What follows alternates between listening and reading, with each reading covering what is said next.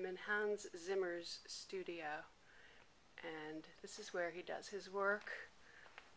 This is where he procrastinates. And this is where he procrastinates. And this is his beautiful, beautiful Egon Schiele.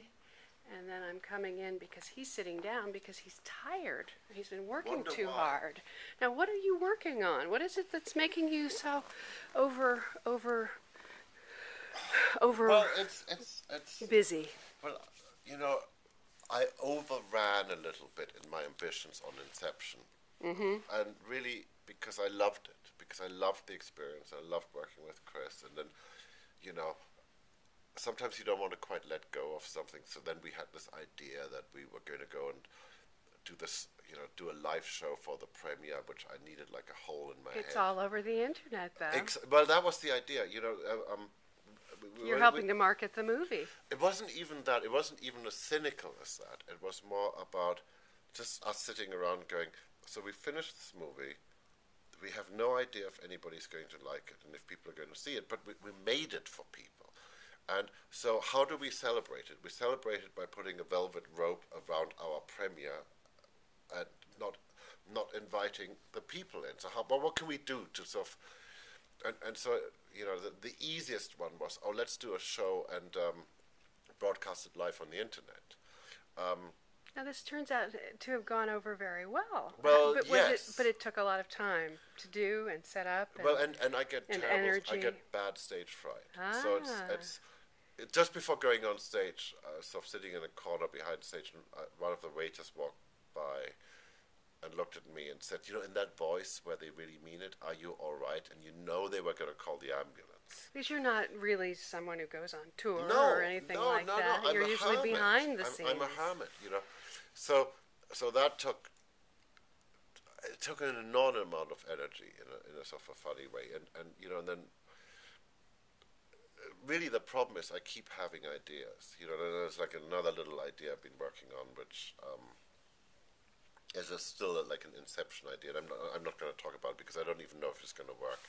But something I want to try for the DVD release. And yeah, we haven't finished the DVD yet.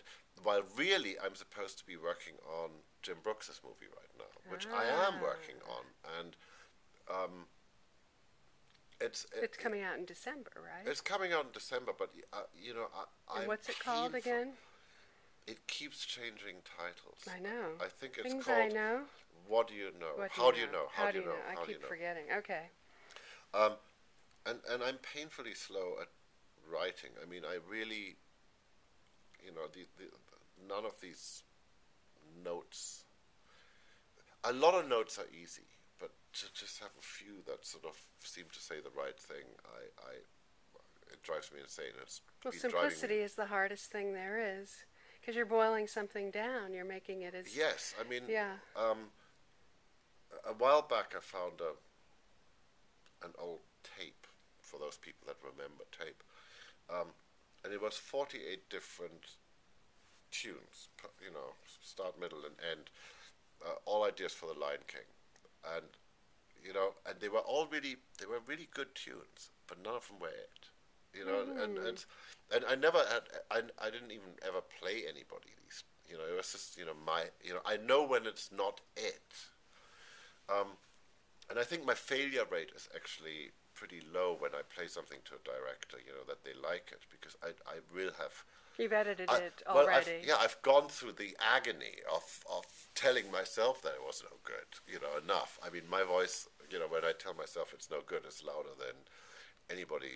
Well, you were actually sort of tortured. One of the reasons I wanted to come back was that you were working on Inception. You weren't allowed to talk about it then when I came to talk to you about Sherlock Holmes. Right. And you were tortured about that then. But it certainly turned out okay. Well, it's Inception was such a high-wire act, you know, and can you explain why? Well, and yeah, I can explain in a very simple way. I think...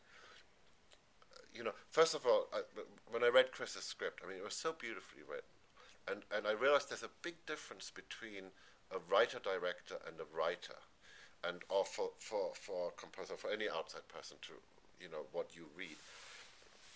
you know, with the writer-director, you really get what he's going to do. You know, you don't have to sort of, in your imagination, fill in what, you know, the aesthetic of the director is going to do. So it really is it's a much more complete creation, and it read very novelistic. You know, his stage directions were very complete. And could you see what the scale of it was going to be? Totally, absolutely. Because the music, which you apparently composed before you saw the film.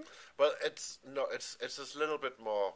I was surprised how by much that. Let me. Okay, the process was interesting, because so I read Chris's script, you know, and I read it once as just a joy to read, because it really truly was a joy to read, and very touching somehow at the end. You know, once I figured out my version of what this movie was about, and this is what, you know, Chris is great about this, because then after that, you know, he doesn't lead his witness. You know, he has a really good way of getting me to talk about the movie that I want to make, or what is, you know, what are the cornerstones for me in the story, you know, what interests me in the story. Because you're a real collaborator here, especially with this film. What struck me about it was that you needed to be part of the guiding of the audience with the different levels. And I wondered if there was some kind of rule book or map that you and he were playing with to help the audience navigate, and that your music was key. Well, the way I explained it to Chris, or what I would love to achieve, was we took it for granted that this was maybe not going to be that easy a movie for. You weren't just going to go and be told the story. No. It requires engagement. Right.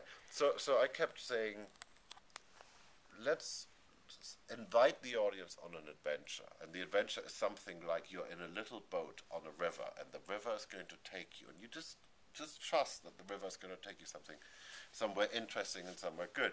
And the music was the river. And somehow to figure out a way that we could engage on an... Plus I kept thinking you had to engage in an emotional level, but you couldn't go and use the emotional devices that we had, you know, that we know in music. You know, I couldn't go and do a love story in the style of, you know, a Tchaikovsky tune or something like that. Where suddenly it's Lara's theme or exactly. something. Yeah. So I couldn't use those devices because somehow they're just the wrong aesthetic. Yeah.